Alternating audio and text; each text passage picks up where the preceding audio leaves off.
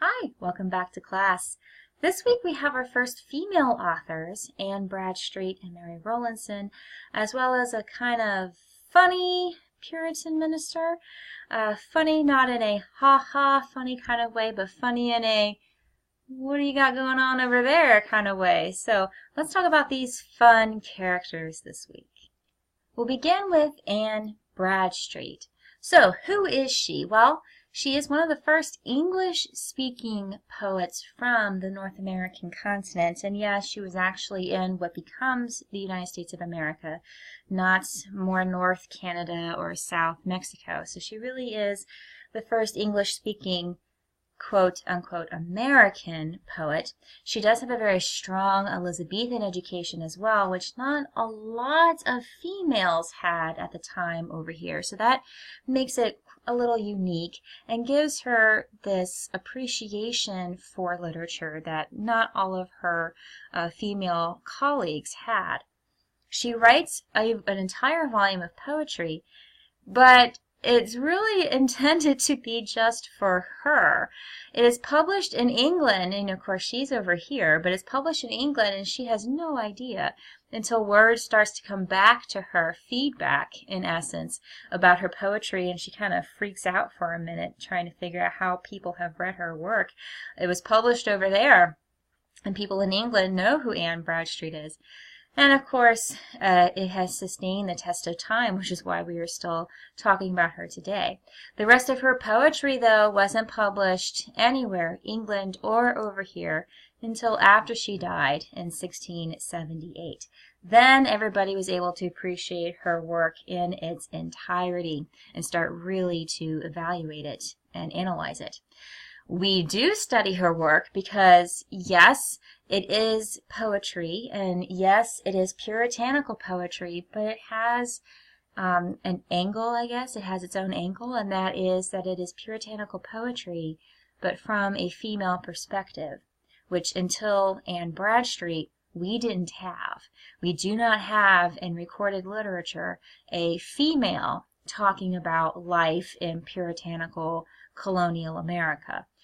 So we have Anne Bradstreet to cling to and to analyze. Now, having said that, we do really have two voices, two personas of Anne Bradstreet's writing that are quite distinct.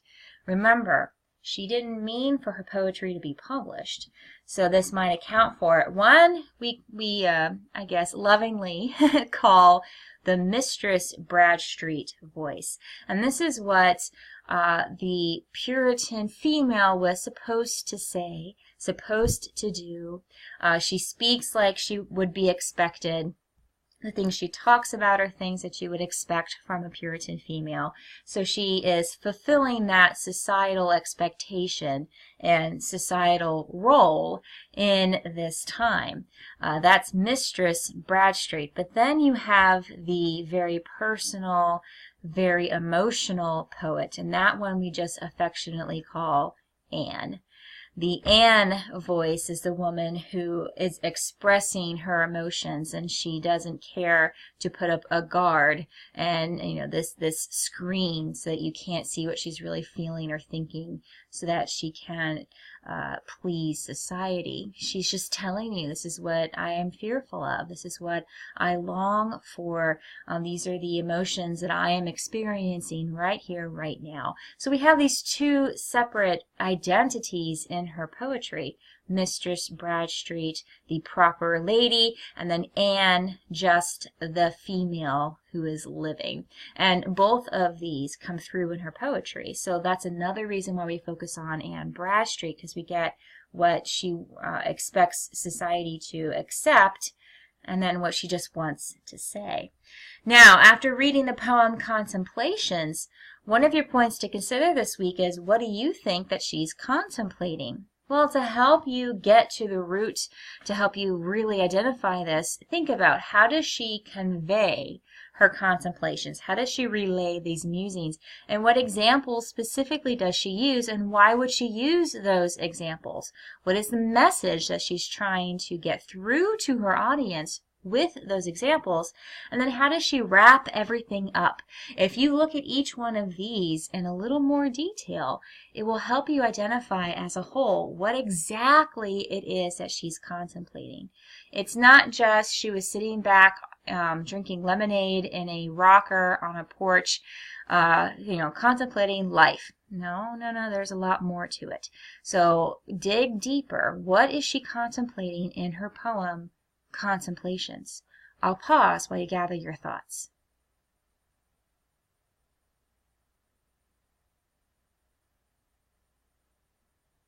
She also writes, to my dear and loving husband. Now, I'm going to ask you, you can see the final question, your second point to consider for Bradstreet. Would this poem hold the same meaning if it were told from the husband's perspective to his wife instead of from the wife to the husband? To help you get this as well, think about, there are 12 lines in this poem. Which of the 12 do you think best conveys the message and is the most poignant? But would it still be the most poignant if it were from the husband to the wife? What makes this so unique and so special? How would it change, if it would change, being told from the different perspective? Think about this as well. Gather your thoughts on this as well, because this is another point to consider for Anne Bradstreet.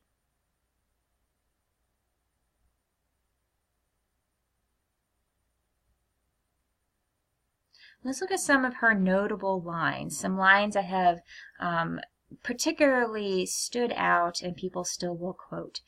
One says, I prize thy love more than whole mines of gold, or all the riches that the East doth hold.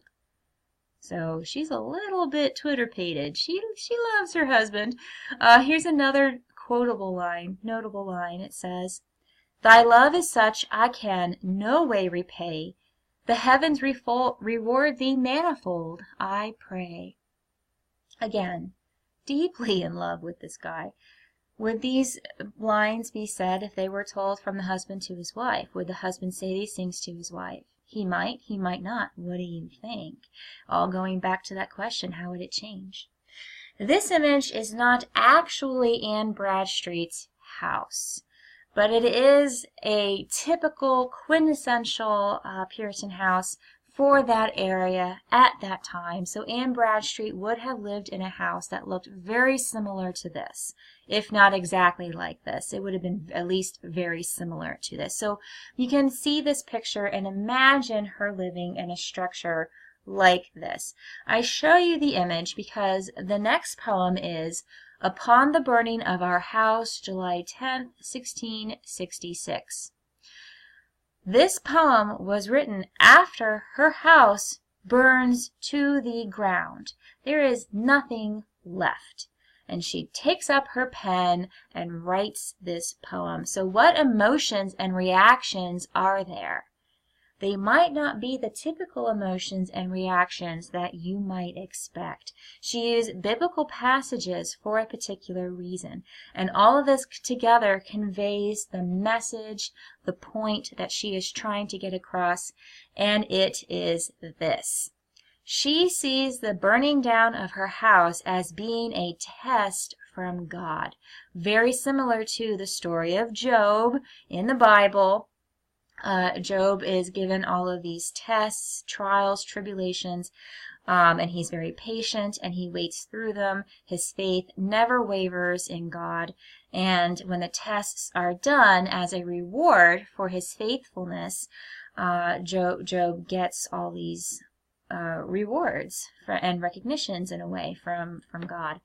And Anne Bradstreet is very familiar with this story, so when her house burns down, she sees it as being a Job-like trial and decides instead of mourning the loss of these material possessions, she's going to praise that her family is okay, that they have made it through this fire. They will rebuild. It will be fine because God is on their side. So what are the emotions, reactions that she has? Are they emotions and reactions that you would have if your house burned down? It may or may not be, but it is very unique to this poem, and that is one of the reasons why she pulls in these biblical passages. One, to connect exactly what she's feeling with the reader, because her readers would be more familiar with biblical passages then than perhaps readers are today. But they would read something and know exactly what she was trying to convey. So which stanza do you think is the most relevant or the most imperative to the poem as a whole, considering that her message is really stand strong, stand with God, and you cannot go wrong? That's the message of this poem. You might not get it with a title called Upon the Burning of My House, but that's what the message is. All right, so you have this really strong and staunch woman in Anne Bradstreet, or at least the Mistress Bradstreet, talking about her love and her passion for her husband, her family, and for God. Mary Rowlandson is along the same lines. The image on the screen is actually a close-up image of the cover of her book about her captivity. And you can see here you have the Indians portrayed very colonial looking with their hatchets, and Mrs. Rowlandson standing by herself. But this was what was on the cover. So who is Mrs. Rowlandson? Well, she is a mother. She is married to someone of prominence in her community. And the American Indians come and terrorize her community. They capture her and some of her children and some of the others in the town. Well, I guess it's a settlement, but capture some of them, and they actually keep them captive for 3 months. Some of them for 3 months. Some of them do die in captivity. Some of them are kept longer. She is 3 months, and the only reason it's only for that period of time is because her husband is able to go around and have a community pool of money, and he gathers 20 pounds, British pounds, and is able to make an exchange, a ransom. He goes to the Indians and says, "Hey, I want my wife and my children back. Here's 20 pounds." So she is released after 3 months, comes back and decides she's going to write about her captivity so that she can not only really describe what it's like, quote unquote, behind enemy lines, but also to hopefully inspire her readers. And we'll talk about that again in just a moment. But a little bit more about her. Again, she's the wife of a local minister.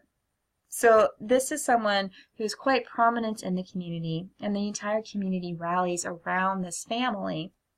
She has 4 children.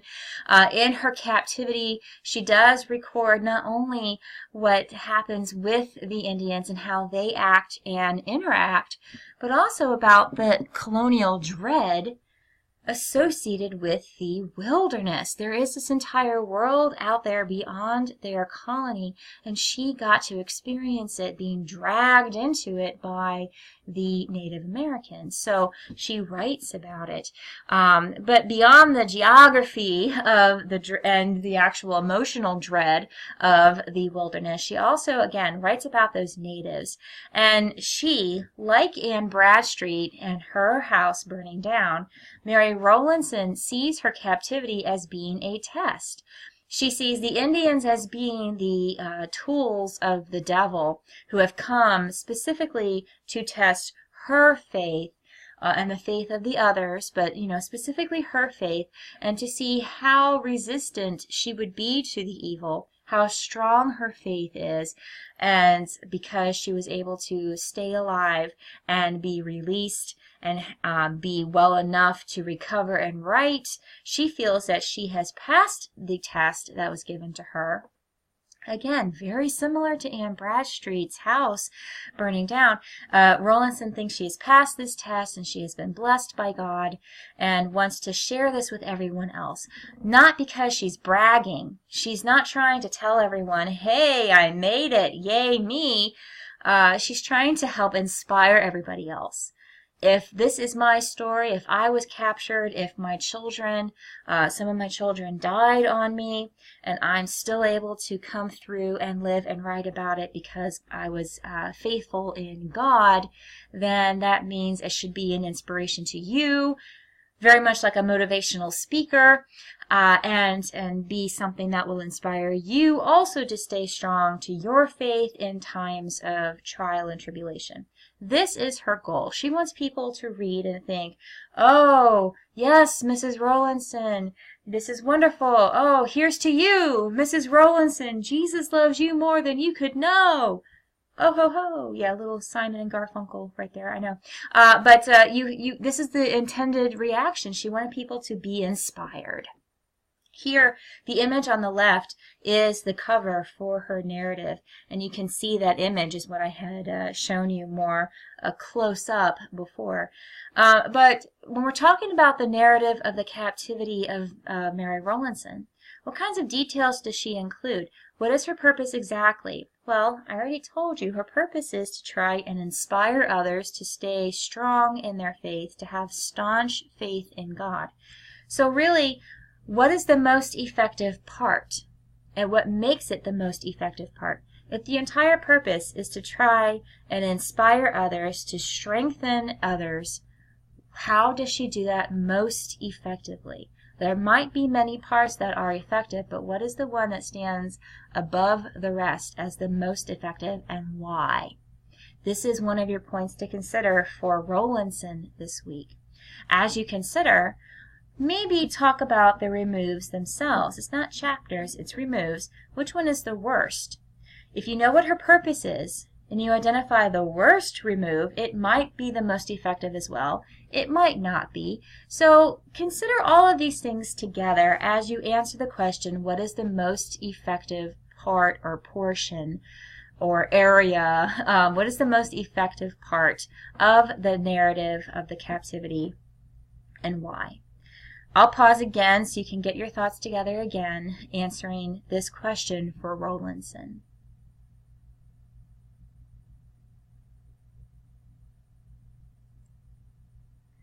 All right, so we've talked about our female authors. Let's move to the quirky Edward Taylor. He's quite the character, and I think we'll come across many characters in this class, but he's our first interesting guy. He's a conservative Puritan minister on the outside. On the outside, according to his community, he was revered, he was conservative, and he helped hold his community to conservative standards, but his writing isn't conservative. He did believe in the salvation of the select few, and only those people would reach heaven. Everyone else wouldn't make it, and that was part of his conservative view, so people did know that. He grows up in England, but he leaves to come to Massachusetts to attend Harvard University and then ends up staying here. He finds his home really is here instead of England. Now, while he's alive, he does write poetry, but only a very select, limited few. I can't express this enough. Very, very few of his poetry was published while he was alive, and there are two reasons for this. The rest of his poetry was published after he died, and again, there's a reason for this. His poetry was very personal to him. It was more him asking questions of his faith and of his identity, and he didn't want that to get out because, well, having read his poetry, you can see it is not conservative, and it's sometimes quite erotic, and this is not the persona he wanted to put out there. His manuscripts were discovered at Yale in the 1930s, so it's quite a long time after he writes it, so very much after his death.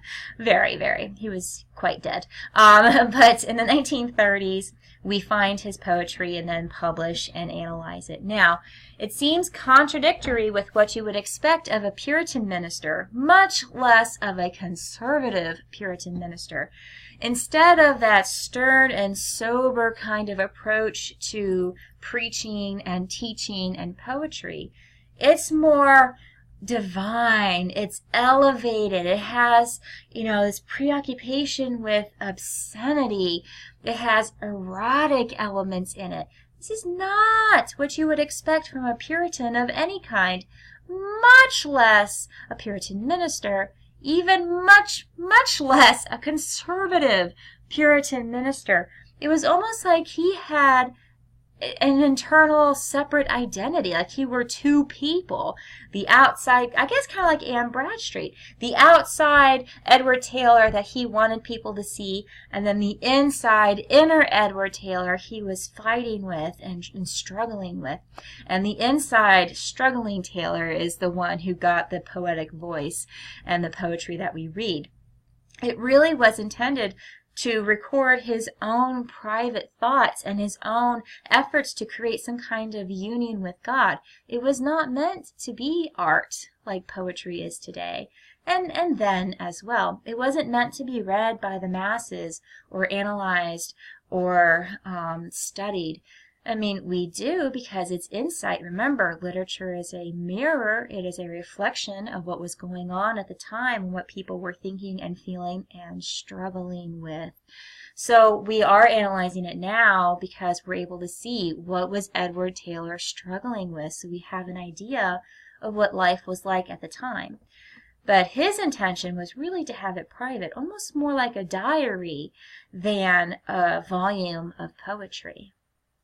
In his poems, he has some really odd metaphors.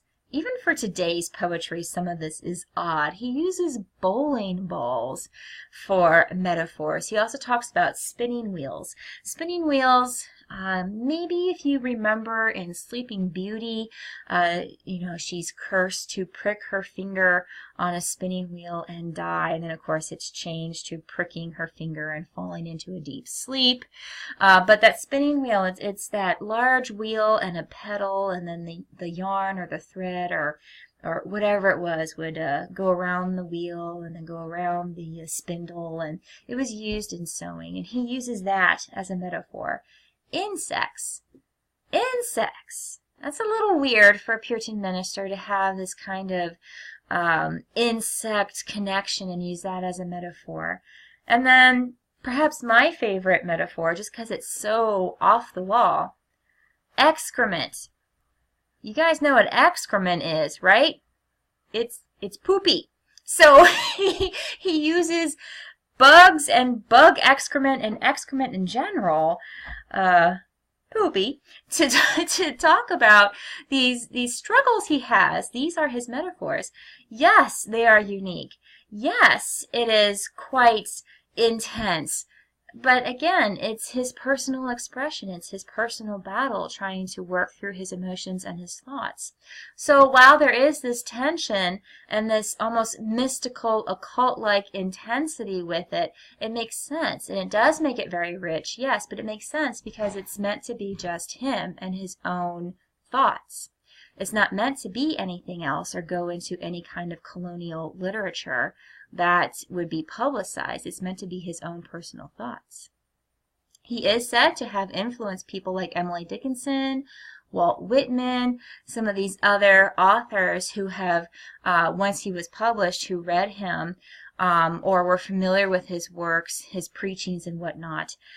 So because of this and other factors, Taylor, as well as Dickinson and Whitman, but Taylor is considered to be among the finest poets in America, and so are Dickinson and Whitman, so he's quite elite, and that's yet another reason why we study him. So let's look a little deeper into these specific poems now that we have some context. In the poem, Upon a Wasp Chilled with Cold, is there any kind of metaphor or allegory that is used? Now, I just mentioned he would talk about bowling balls, spinning wheels, insects, and excrement most commonly. And we already have an insect in the title, Upon a Wasp Chilled with Cold. So, do you think there are metaphors or allegories in this poem? What do you think they are, and what do you think that they mean? Those are also parts of this question. What do you think is his message in this poem? And then whatever that message is, do you think that it is something that is still pertinent today? Do you think it's something that still is relatable today? Maybe, maybe not. Walk me through your thought process on all three of these questions. They are points to consider for Taylor this week. So walk me through your thought process. Explain to me why you think whatever it is that you think. Use a quote from the poem to support and defend your response. But be detailed, be clear, walk me through that thought process. I'll pause again so you can jot some notes before we continue with Edward Taylor's poetry.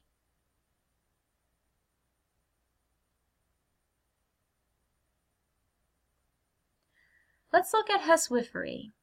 Huswifery, if you looked it up in the dictionary, I'm hoping that you did, but if you did not, the dictionary definition says it is the business of being a housewife. In other words, it's the female who's in charge of the house running and continuing running, and typically female. I mean, the dictionary does define huswifery as being the female. So what is he saying in this poem? Whatever it is that he is saying, it may or may not be what he would be saying from the pulpit as the Puritan minister. So figure out first, what is his message? What is the meaning to the poem Huswifery? And then once you have that, you can determine, does this fit into the puritanical thought at that time? Yes or no? Why or why not? That is your other point of consideration, point to consider for Edward Taylor. So once again, I will pause while you think about the message and meaning of this poem and whether that does or does not fit into a Puritan thought for that time.